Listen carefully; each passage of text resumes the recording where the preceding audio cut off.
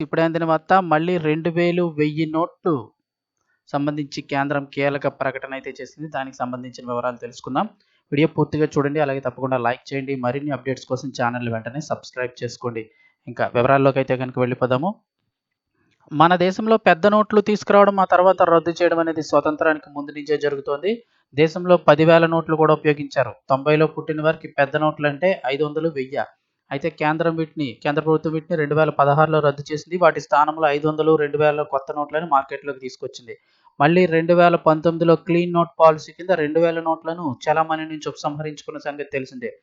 ఇప్పుడు కేవలం 500 నోట్లు మాత్రమే పెద్ద నోటుగా ఉంది. ఈ క్రమంలో మళ్ళీ రూ. 1000, 2000 నోట్లు తీసుకొస్తారనే చర్చ సోషల్ మీడియాలో కొనసాగుతోంది. దీంతో ఈ విషయంపై పార్లమెంట్లో క్లారిటీ ఇచ్చింది కేంద్ర ప్రభుత్వం.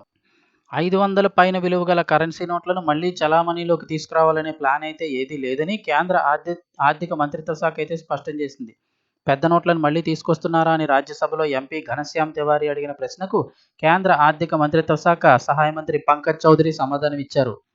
అలాంటి ప్రణాళికలు అయితే ఏమీ లేవని తేల్చేశారు. అయితే 2000 నోట్ల చలామణి, మళ్లీ పెద్ద నోట్ల ముద్రణ వంటి అంశాలపై ఆర్థిక శాఖకు పలు ప్రశ్నలు సంధించారు ఎంపీ తివారీ.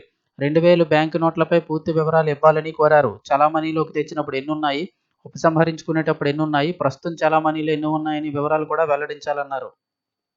సో ఈ లెక్కలన్నీ కూడా చెప్పడం జరిగింది. ఇంకా చలామణిలో ఉన్న 2000 కరెన్సీ నోట్లను మార్చుకునేందుకు వీలుంది. రిజర్వ్ బ్యాంకుకు చెందిన 19 ప్రాంతీయ కార్యాలయాల్లో వీటిని మార్చుకోవచ్చు.